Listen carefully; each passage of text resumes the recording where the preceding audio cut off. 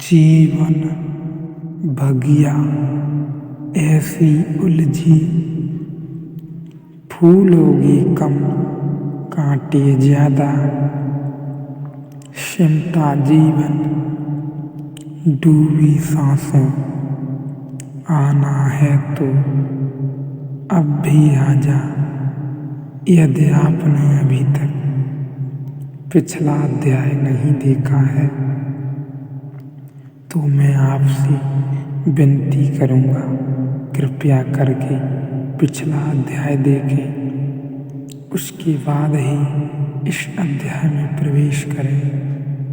बिना पिछला अध्याय देखे इस अध्याय को समझ पाना मुश्किल है।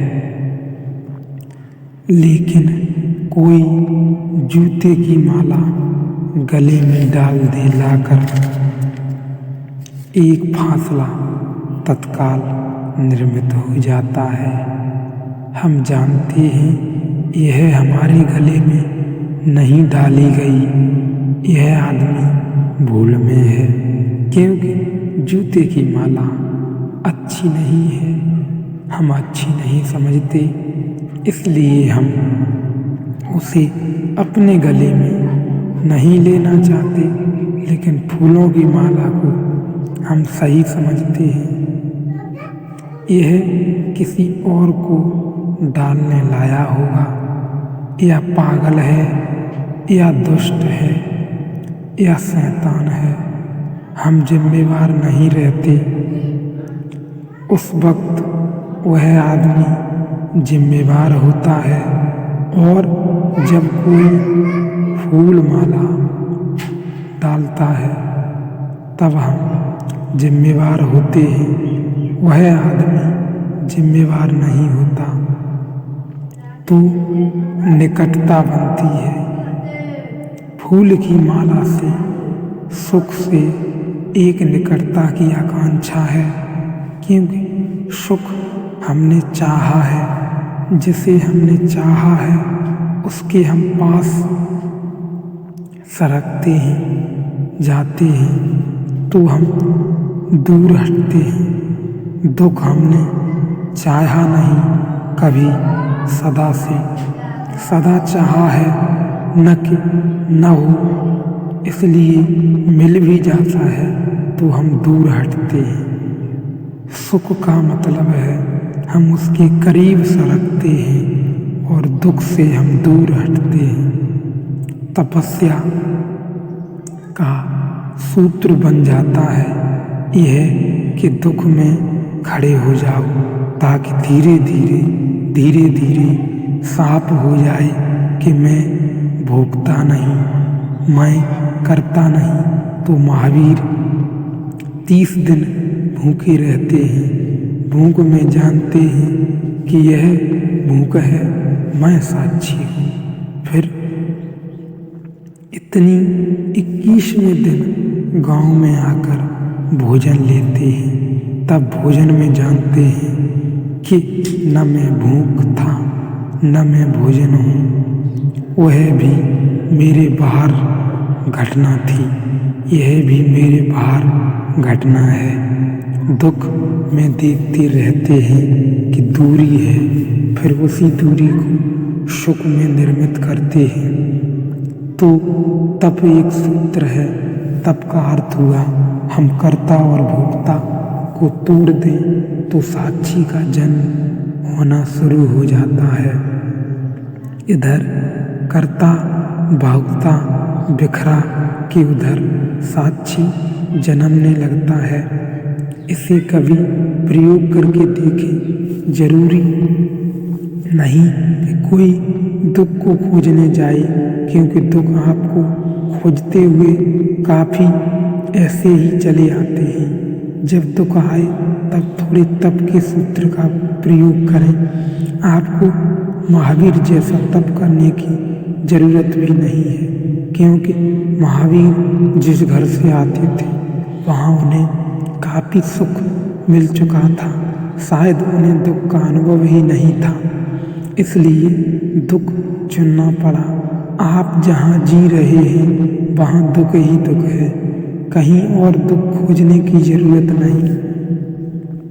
उस दुख में ही कर्ता और भोक्ता को तोड़ने का प्रयोग करें। जब बीमारी आए तब बीमारी के भीतर दूर पड़े रहें जाएं और बीमारी को देखते रहें। ऐसा मत अनुभव करें कि मैं बीमारी हूँ, ऐसा ही अनुभव करें कि मैं बीमारी का दृष्टा हूँ और तब आप बहुत चकित हो जाएंगे।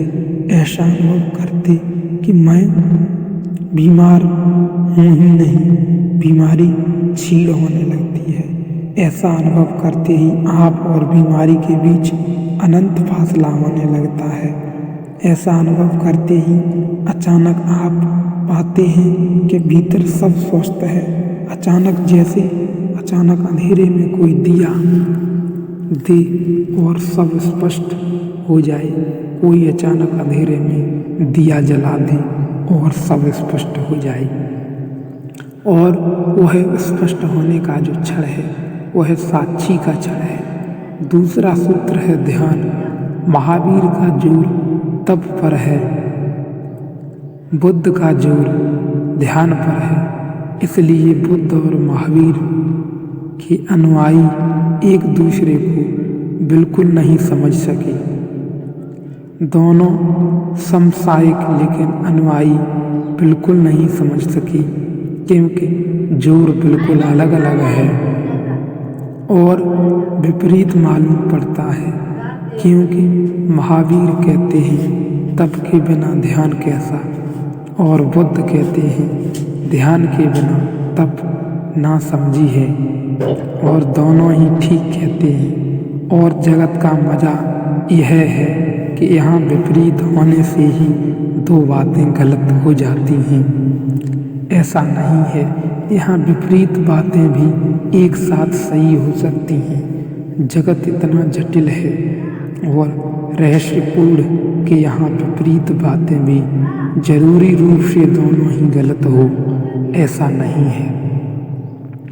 सामान्य तर्क कहता है कि अगर दो बिल्कुल विपरीत बातें हैं तो या तो दोनों गलत होंगी, यह हो सकता है, या एक सही होगी और एक गलत होगी, यह हो सकता है। लेकिन यह कभी नहीं हो सकता कि दोनों ही सही हों।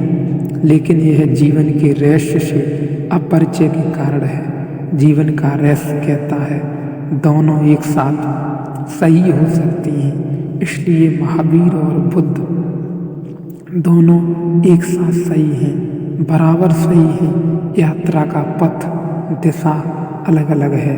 महावीर शुरू करते हैं भोक्ता कर्ता को तोड़कर, जो टूटकर बच जाता है वह साक्षी है। बुद्ध साक्षी को जगाना शुरू करते हैं। साक्षी जागता है तो ये टूटने लगते हैं दोनों। जिस दिन दोनों साक्षी पूरा जग जाता है, कर्ता भोक्ता टूट जाते हैं। इसीलिए बुद्ध का प्रभाव सारी दुनिया में महावीर से बहुत ज़्यादा पड़ा। उसका कारण मौलिक रूप से यही है कि कोई आदमी इतने सुख में नहीं है कि सब दुख को खोजने जाए। अब आदमी इतने दुख में है कि और दुख को वर्ण करने की बात ही व्यर्थ मालूम पड़ती है। ऐसे ही काफ़ी दुख है। बुद्ध की बात ज़्यादा समझ में पड़ी, क्योंकि बुद्ध की बात दुख बढ़ाने की कोशिश में नहीं है, सीधे साक्षी का प्रयोग है। जिससे दुख कम होगा तो महावीर की बात हो सकता है किसी दिन प्रभावी हो जाए। जिस दिन दुनिया बहुत समृद्ध हो जाए उस दिन बुद्ध की बात खो जाए। संभव है आने वाली सदी में अमेरिका में महावीर की बात का पुनर्दोष हो जाए। इतनी समृद्धि हो जाए कि दुख सुख हमें भी रस आने लगे, दुख में भी रस आने लगे। इतना सुख हो जाए कि दुख में भी परिवर्तन मालूम पड़े। और यह हो भी रहा है।